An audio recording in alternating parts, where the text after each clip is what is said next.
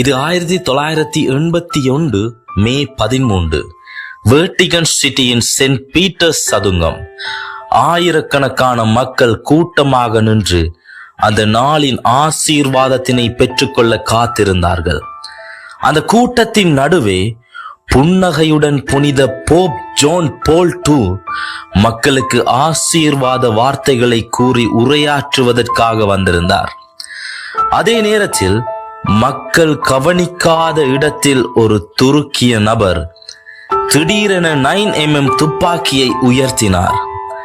அடுத்த வினாடியில் 2 வெடிப்பு சத்தம். குண்டு வயிற்றிலும் கையிலும் புனித போப்பாண்டவரை தாக்கியது. கூட்டம் அதிர்ச்சியில் உறைந்தது. பாதுகாப்பு அதிகாரிகள் உடனே அவரை மருத்துவமனைக்கு கொண்டு சென்றார்கள். மருத்துவர்கள் பல மணி நேரம் போராடி அறுவை சிகிச்சை செய்தார்கள். உலகம் முழுமையும் கவலைப்பட்ட அந்த நேரத்தில் 4 நாட்களுக்கு பிறகு ஐசியூவில் இருந்தபடியே புனித போப் சொன்னார், நான் அவரை மன்னித்து விட்டேன்.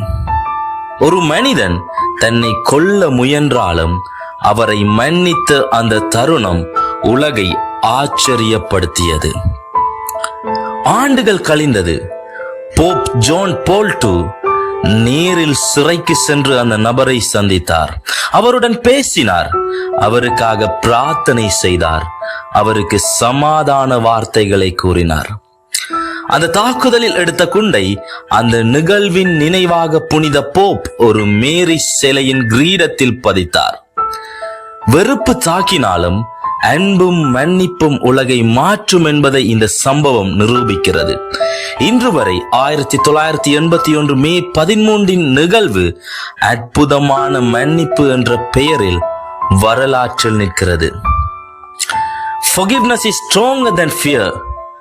மன்னிப்பு மனிதனுக்கு கிடைத்த மிகப்பெரிய சக்தி. சப்ஸ்கிரைப் பண்ணிட்டு ஃப்ரெண்ட்ஸுக்கு ஷேர் பண்ணுங்க. நெக்ஸ்ட் இன்ட்ரெஸ்டிங் டாபிக்ல வீடியோ போடுறேன்.